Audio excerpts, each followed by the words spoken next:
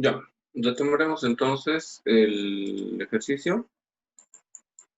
Habíamos quedado justamente en el cálculo de la compra. Sí, ha sido la compra. Y nos faltaba pasar a Cardex y su registro contable.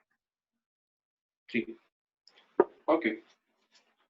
Pero tal vez si hay alguna consulta sobre la compra con retenciones, porque habíamos visto dos tipos de opciones. En todo caso, como esto habla de bienes, retención de bienes, decíamos que en bienes se debe hacer la retención del 15,5%. En servicios, perdón, y en bienes el 8%. Ya, creo que aquí quedé en explicar la diferencia entre retención y autorretención. En este caso, cuando tú compras un bien o un servicio, mucho depende, ¿eh? Y lo que varía es el porcentaje.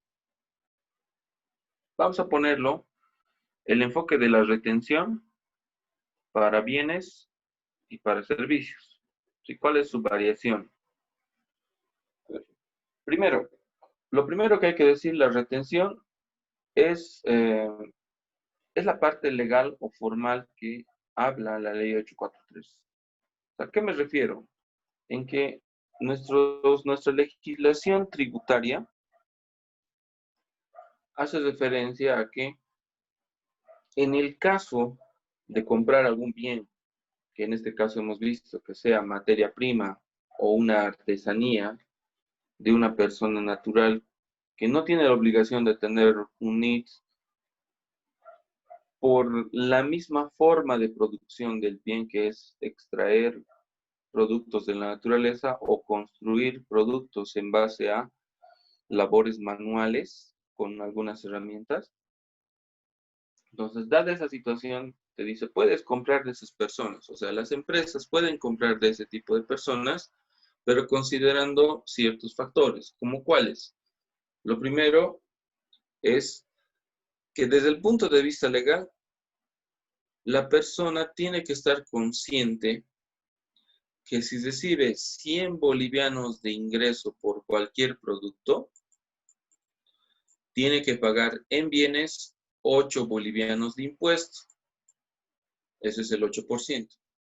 Por ende, porque todos pagamos impuestos, las empresas, y no por eso las personas no van a pagar.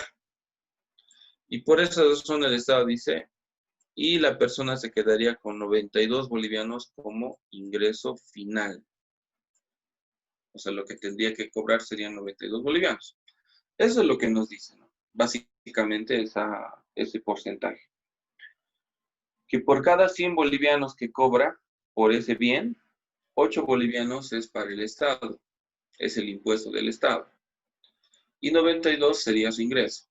Ahora, este impuesto de 8 bolivianos o el 8%, ¿quién lo debe pagar? Legalmente lo debe pagar la misma persona que recibe el dinero.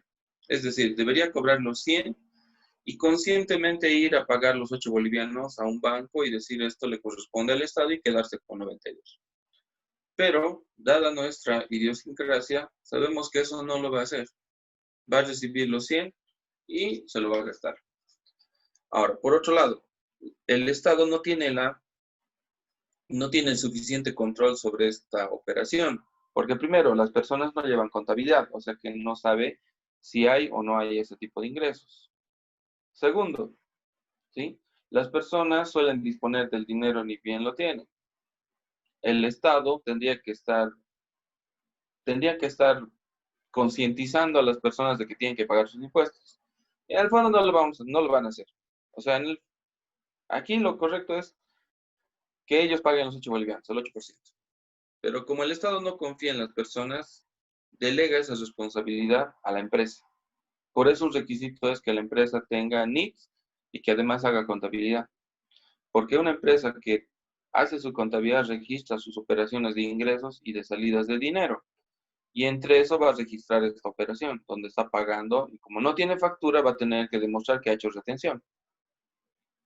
Por esa razón, es que la misma empresa que le está pagando los 100, le dice, te voy a restar 8 bolivianos por concepto de impuestos y solo te voy a pagar 92. Entonces, la figura hipotética de la retención es que la persona acepta esta situación de que de sus 100 bolivianos le resten 8 y solo le paguen 92. Esa es la figura legal.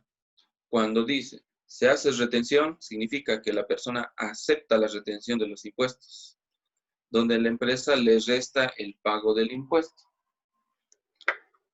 Pero, recalco, esa es una figura muy, muy alejada de la realidad.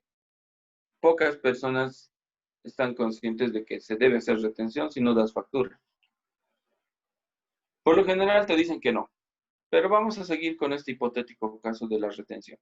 Ya, supongamos que la persona dice, acepto la retención porque está consciente de que existe esa normativa. Pongamos que el bien cuesta 400 bolivianos. Entonces, como acepta la retención, esos 400 bolivianos sería directamente el costo.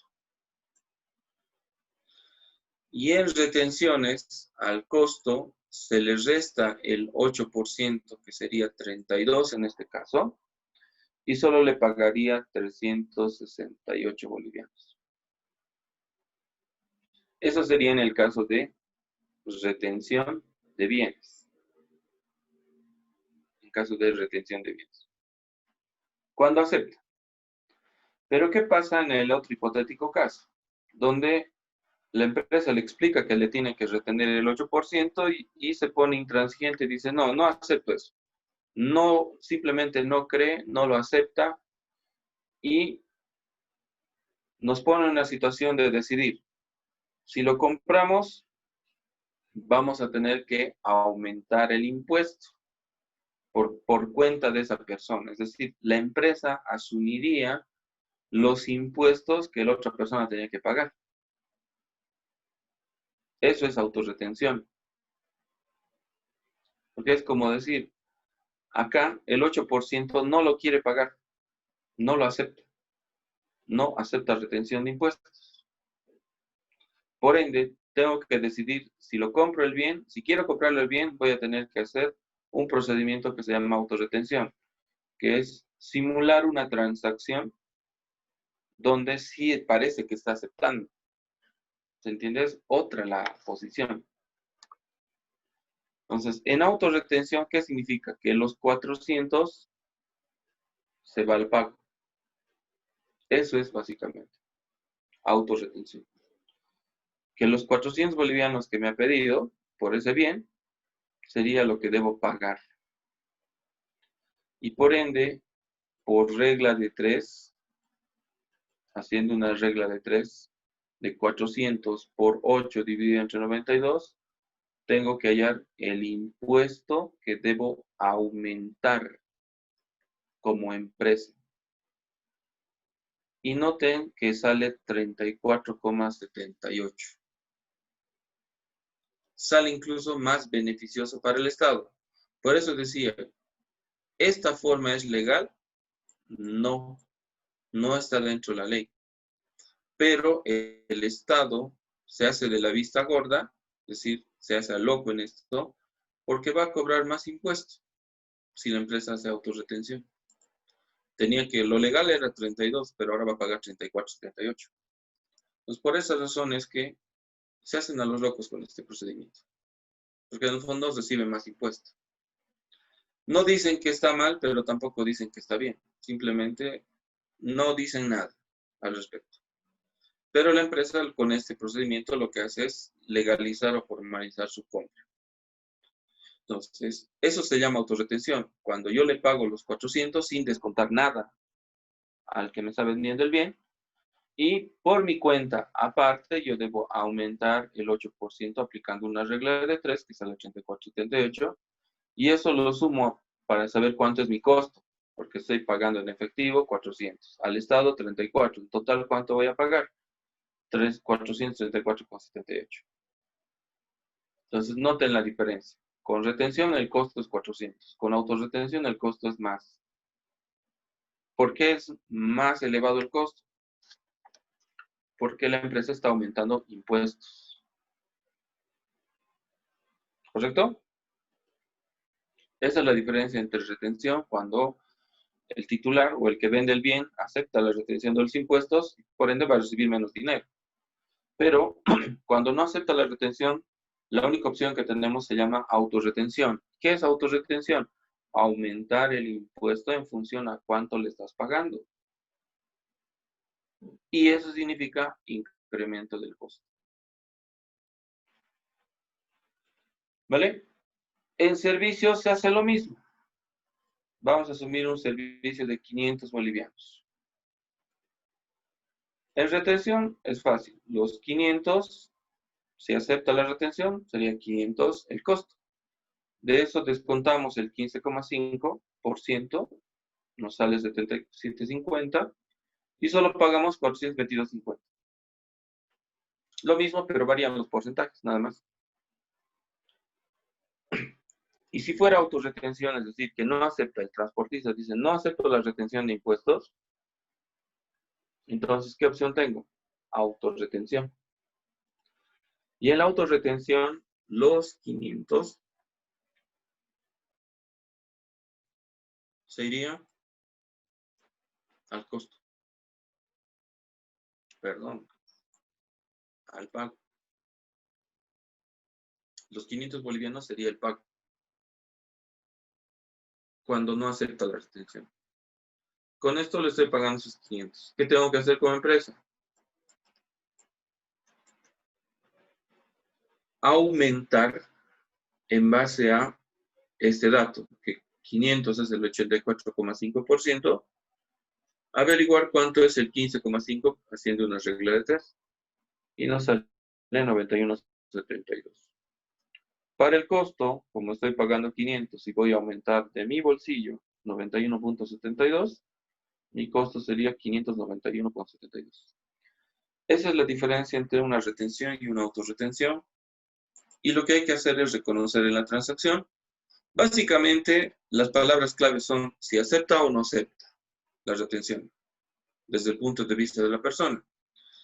Y desde el punto de vista de la empresa sería, ¿se hace retención o se hace autorretención? No se puede plantear desde cualquier enfoque. Desde el enfoque del que está recibiendo el dinero sería si acepta o no acepta la retención. Y desde el punto de vista de la empresa sería si realiza la retención o realiza autorretención. Con eso ya sobreentendemos eso. Esto lo voy a anotar porque siempre en los planteos me dicen, no entiendo si es retención o autorretención. Si está clarísimo. A ver, hablaremos ¿cómo podemos decir? Hablaremos de la persona natural, ¿no? De la persona natural. Desde su punto de vista, tiene dos opciones. ¿Acepta la retención o no acepta la retención? Si nos dice no acepta, se está refiriendo a que hagamos autorretención. Por algo está planteado como una transacción. Y desde el punto de vista de la empresa, por si acaso, vamos a ver acá, tendría que ser realiza la retención, es decir, hace retención directamente o autorretención, en este caso. Autorretención. Ahí está. Dos enfoques. Desde el enfoque de la persona, desde el enfoque de la empresa. En el planteo me puede decir que acepta la retención, se está refiriendo a la persona. O que no acepta la retención, se está refiriendo a la persona que no acepta. Si me habla desde el enfoque de la empresa, me está diciendo que la empresa realiza retención. O que la empresa realiza autorretención. Eso es lo que hay que tenerlo claro. Veamos lo que dice el planteo. El planteo decía lo siguiente. con respecto al ejercicio que hemos ya calculado. Para el traslado se contrató un transporte particular que cobró un total de 200 por cada tonelada. Ya sabemos cuánto es, hemos calculado. Mismo que no entrega factura, por lo que, ¿qué dice aquí? Realiza la retención de impuestos. Se realiza la retención de impuestos. Está ¿Desde qué enfoque? aceptando las retenciones, Liz. ¿Está aceptando o no está aceptando? Está aceptando. Porque ese enfoque de la empresa es. Exactamente. Eso es lo que a veces no confunden el planteo. Y yo digo, pero si lo he explicado. A ver, porque de otra forma, ¿cómo lo diría? Entonces, mismo que no entrega factura, por lo que la persona no acepta la retención de los impuestos. Ahí estaría hablando desde el enfoque de la persona natural. Entonces, ¿qué tengo que hacer si no acepta la retención? Autorretención. Exactamente. Porque no puedes decir, como no acepta, ¿qué hago ahora? Pues estamos explicando. Cuando no acepta la empresa, la única opción que tiene es realizar autorretención. Pues muchas veces eso suele confundir, pero nada más que se refiere a eso. Por eso hay que ver desde cuál punto de vista está hablando. Desde la persona son solo dos opciones, o acepta o no acepta. Si acepta, pues le quitas el impuesto, ¿no es cierto? Si no acepta, la empresa aumenta el impuesto. Y desde el punto de vista de la empresa, dice, realiza la retención, quiere decir que le está quitando impuesto. Y realiza autorretención, quiere decir que está aumentando impuesto. Ese es desde el enfoque de la empresa.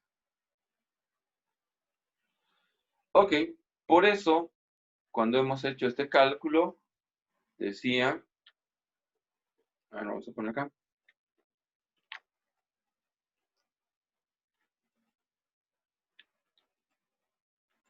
Acá. Decía que tenemos que ver exactamente la operación que se está realizando.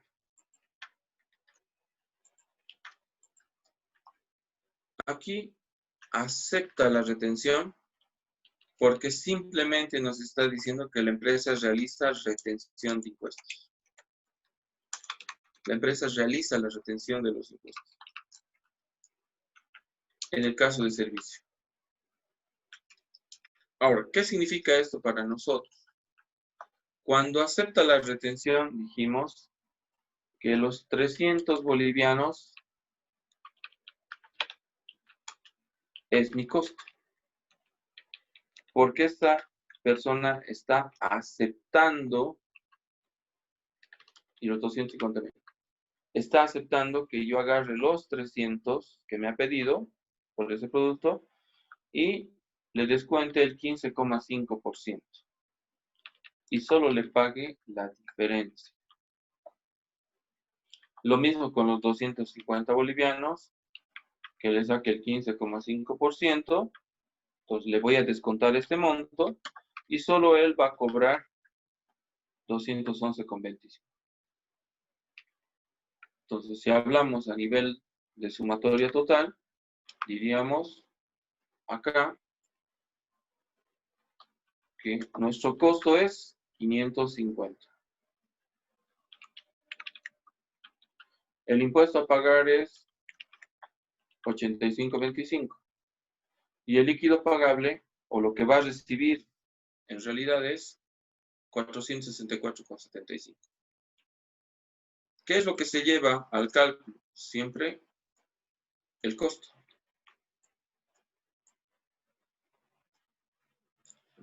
O sea, que si hubiera sido esto autorretención,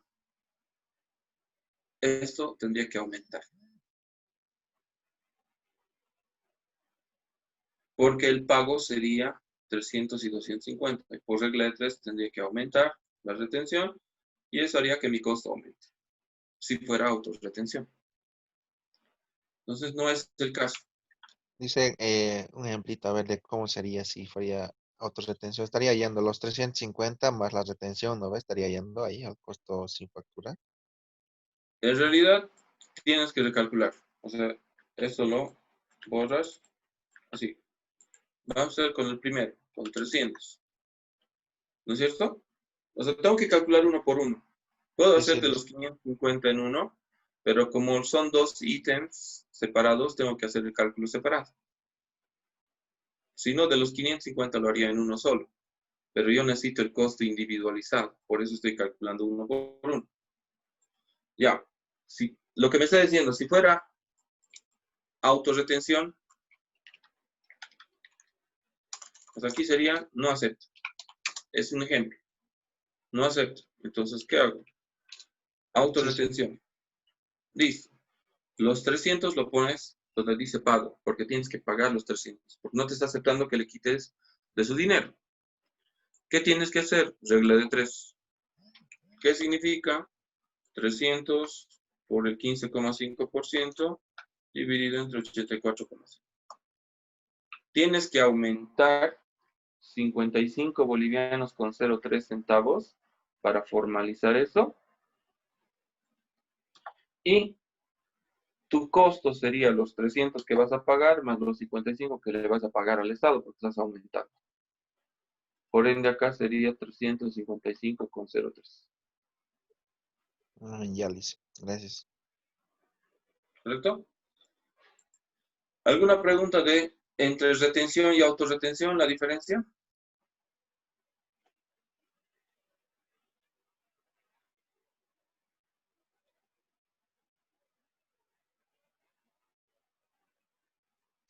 Lice, y sobre las retenciones, ¿a qué cosas no se le aplicaba esa parte? En bienes solo se aplica a materia prima. Voy a volver al escudito. Esos son los datos originales. Ya. Depende si son bienes o si son servicios, porque puedo darle, se compra materia prima y sí puedes hacer retención en materia prima.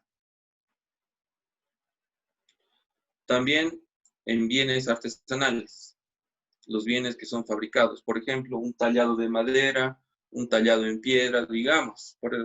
Vamos a poner un ejemplo. Un cuadro que ha sido pintado a mano por un artista que lo vende en la plaza.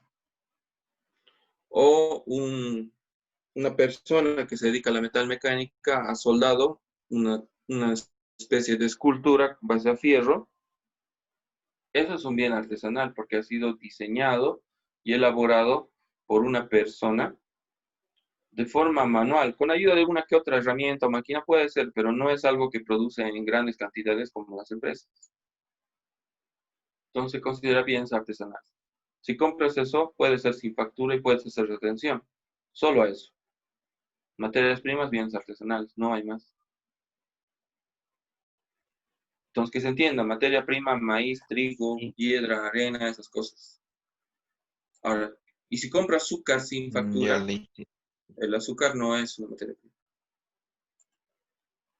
Y en los Dice, servicios, y en el régimen, sí, perdón, dice, en el régimen simplificado, si compramos de, de una persona que está inscrita en el régimen simplificado, que no está obligado a emitir factura, nosotros igual tendríamos que aplicar la red.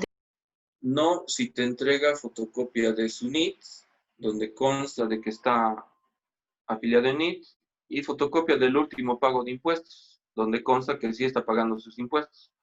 Entonces, con eso dices, a esta empresa no puedo retener porque cumple con sus impuestos. ¿No es cierto? Pero, ¿qué pasa si me dice, tengo mi NIT?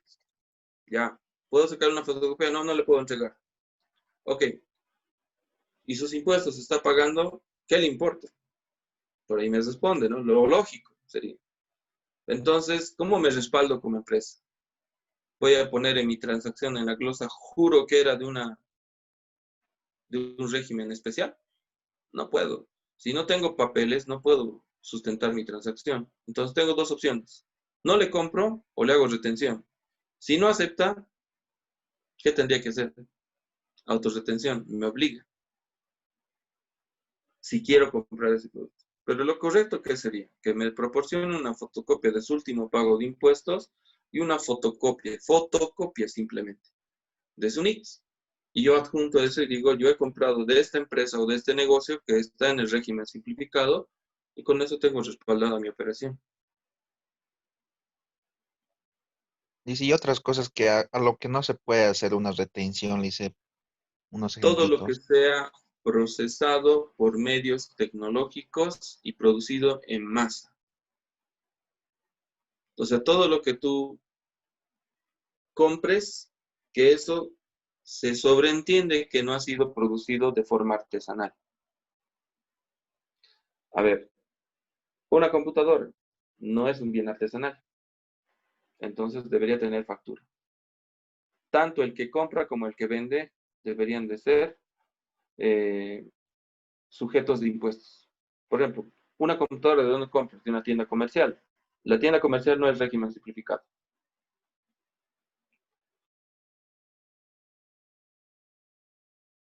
Abarrotes, harina, fideo, arroz, lo que gustes. Esos no son productos artesanales ni son materias primas, porque la materia prima es extraída de la naturaleza. Deberías de hacer retención de impuestos al negocio que se dedica a la venta de esto, porque no califica como bien, como régimen simplificado. El régimen simplificado es ventas menores, tiene límites de precio, límite de capital. Entonces, muchas empresas no confundan que con negocios que están con NIC de régimen simplificado, pero eso es porque cuando sacaron eran simplificados, pero a la fecha son tan grandes que deberían de ser régimen general y deberían de facturar. Muchos a veces piensan, ¿no? Los mayoristas, por ejemplo, están con NIC de simplificado muchos. Claro, es que han sacado cuando era una tiendita pequeña, pero a la fecha, un poco, eh, ¿cómo se dice? Son las jugadas que se hacen, ¿no? Las mismas personas tratan de evadir impuestos registrándose en actividades que no les corresponden. El régimen simplificado, si uno lee, tiene condiciones del precio hasta cuánto puede ser, el capital hasta cuánto puede ser, si puede tener empleados o no. Entonces tú ves una tienda con empleados, de hecho eso no puede ser simplificado, porque no puedes tener empleados en el régimen simplificado. Pero vemos tiendas con régimen simplificado y tienen sus empleados. Y dicen, pero soy simplificado. Sí, pero no corresponde. O sea, el hecho de que tengan no significa que es el correcto. Por eso a veces se distorsiona cuando explicamos la teoría de las retenciones. Me dicen, pero yo conozco una empresa que es régimen simplificado y no vende de todo. Sí, yo te creo. Yo sé, pero no estoy diciendo que es lo correcto. Es que no está cumpliendo. Los requisitos básicos son estos. Materia prima, bienes artesanales. Servicios, ¿sí? Peluquería y todo. Transporte, por ejemplo. Hay empresas, hay transportistas que tienen 2, 3 camiones. Régimen general directamente. Pero no facturan. Estoy de acuerdo. Pero es que el Estado no tiene el suficiente fuerza o suficiente control como para obligarlos a cumplir las leyes. Por eso las incumple. Y pareciera que es lo correcto. Porque como nadie les hace cumplir, pues así. Son vacíos legales simplemente. O sea que no nos compliquemos con eso. Sí, no nos Sí, compliquemos dice. con eso. Última cosita, dice, como usted dice, dice, la mayoría de la gente quiere evadir impuestos, ¿no ve? ¿Y qué pasaría Correcto. si, digamos, no nos dan la factura en una compra, digamos, de computadora, como usted estaba diciendo? En ese caso, ¿qué pasaría si no nos da la factura? ¿Cómo lo Ya. haríamos? Tenemos que hablar desde el punto de vista, dos puntos de vista. El comprador, si es una empresa, el comprador, si es una persona. Ya, si es una empresa, está obligado a pedir factura. Directamente. Tiene la obligación. Cuando es una empresa, tiene la obligación de pedir factura. ¿Sí? Cuando es una persona, la verdad es opcional. Porque puede pedir o no puede pedir. Si pide, no le sirve para nada el crédito fiscal porque no tiene NIC, la persona natural.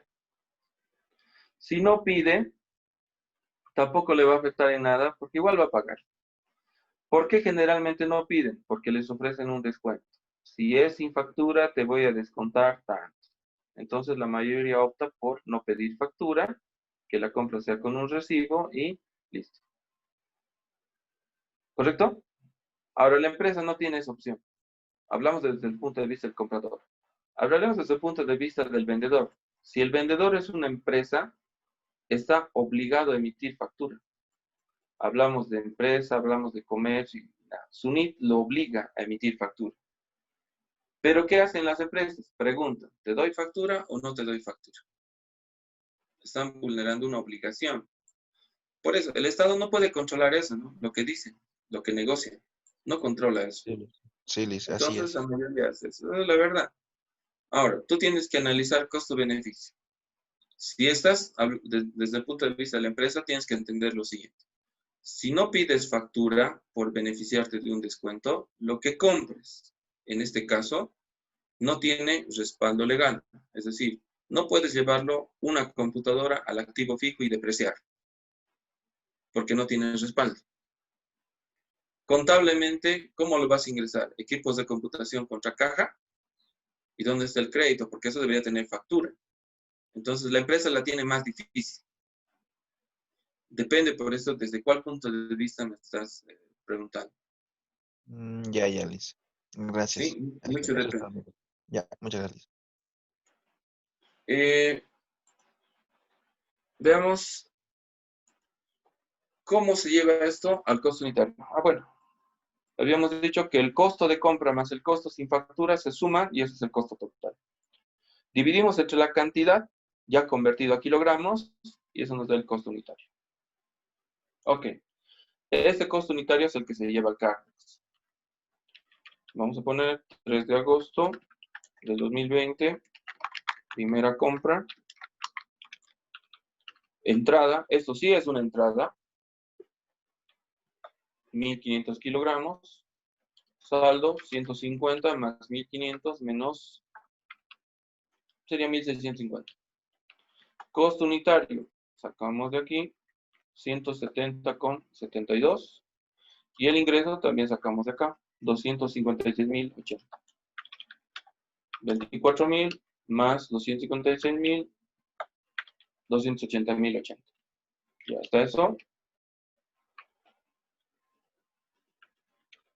El otro ítem también tiene que ingresar. Primera compra, entrada, 1.250. Eso es lo que está ingresando. 1.250 kilogramos. Saldo, 1.350. Costo unitario, 104,60. Ingreso, 130.750. Eso nos da 141.750. ¿Correcto? Eso es lo que tenemos en el CARDEX. Ya hemos registrado el CARDEX. Ahora registraremos. Para el registro contable, consideren lo siguiente. Está mal el de arriba. ¿El costo unitario? No, en el saldo está mal. Los 24.000 no está agarrando. O lo estás restando, eso no lo sé. Porque está 256.000. Arriba, Ah, no, en los sumatorios. sí, No, esto es al final. Claro, esto lo que está haciendo es solo restar las dos columnas. Hay que sumar los inventarios iniciales. sí, eso le decía Liz. Sí, en el saldo final. Sí, correcto. Eso sí. Ya. Una vez que lo registres al CARDEX, tienes que llevarlo a la contabilidad. Pero para la contabilidad tienes que entender tu cálculo primero. ¿Qué se va a contabilizar? Dos cosas. Uno, lo del proveedor, que es esto, al final, cantidad por precio menos descuentos más recargos. Al proveedor sería 1. Pero vamos a ponerlo así. El proveedor sería toda esta parte. Con amarillo lo voy a pintar. ¿Correcto? Eso es el proveedor. Otras facturas sería si es que hubiese transporte con factura, pero no hay en este caso. Estoy de acuerdo, pero sería otro pago esto. Así estaría separado. Y los costos sin factura sería también algo que se paga de forma separada. Entonces, si analizamos esto, al proveedor le tengo que hacer un pago, que es el que me ha vendido, es una empresa, y al transporte, en este caso, es otra empresa. Aquí no hay transporte con factura, el transporte sin factura. Entonces, aquí hay dos empresas a las que tengo que pagar, o dos personas que van a recibir dinero. Eso es lo que voy a poner al haber, el pago. Entonces, vamos aquí. Asiento diario número 3. 3 de agosto de 2020. Asiento diario 3. Almacén de materiales. ¿Sí? Material directo, acetil. ¿Cuánto ingresado? Vengo a mi cálculo. 256.080. Anotamos eso. Material directo benzoato, ¿cuánto ingresado? 130.750. Los costos. Eso está en CARD. Ahí está. Sumatoria, ¿cuánto es? Tenemos 386.830. Vemos el cálculo. 386.830. ¿Está correcto? Luego, ¿qué tenemos? IVA, crédito fiscal. Crédito fiscal. ¿Cuánto? 57.720. ¿Correcto? Ahí está el debe.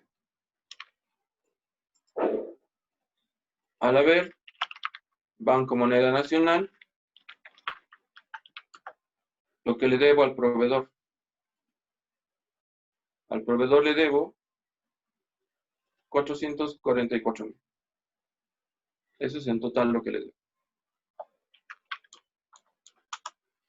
¿Sí? Y ya se va a cortar, vuelvo a explicar desde el haber, la retención y lo que nos falta. Pues ya se va a cortar y me va a dejar a medias